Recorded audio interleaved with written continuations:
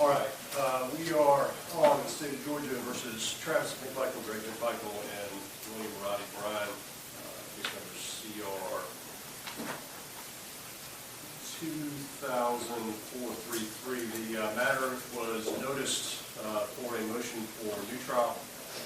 And that went over the court's duty to investigate. And that only arises when the party alleging misconduct makes an adequate showing of extrinsic influence to overcome the presumption of jury impartiality. A specific non-speculative impropriety has occurred which could have prejudiced the trial of the defendants.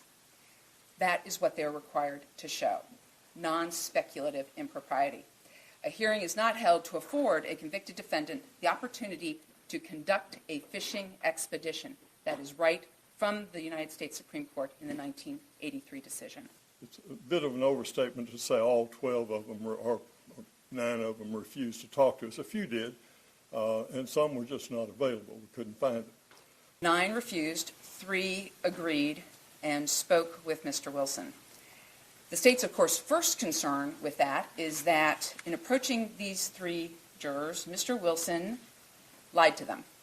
He said he was there to interview them to find out what the trial teams had done wrong or could do better in the future. He also told them that it was a confidential interview.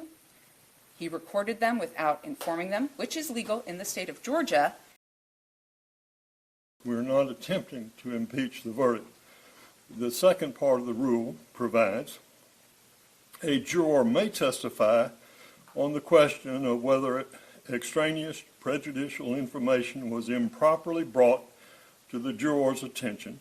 Here on the weekend, this one issue, question of whether or not a juror held a bias that was undiscovered in voir dire. The transcripts have not been authenticated beyond this affidavit, and as Ms. Dunikoski has correctly noted, that this is hearsay, but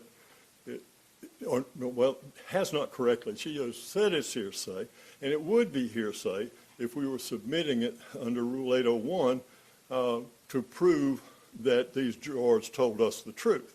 So I talked with the Lord on the way, going to work. I said, if it's up for me to do this, then I'll do it to help the family. Justice got to be done. Then on the next page, when you say the family, you're talking about Mr. Arbery's family as far as what all they had gone through. Yeah. When I found out I was the only black, I was like, oh my God, now I'm laying in bed, can't sleep anymore because I felt like the weight of the whole black race was on my shoulder. Anyway, after I prayed, I cried for the family, and it turned to a joy cry, and didn't even know I had been picked for the jury yet. When he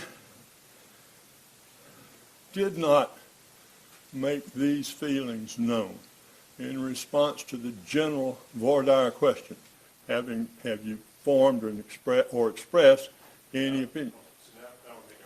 So what I was simply saying is the issue before the court is that you are alleging that there were material misrepresentations made in voir dire.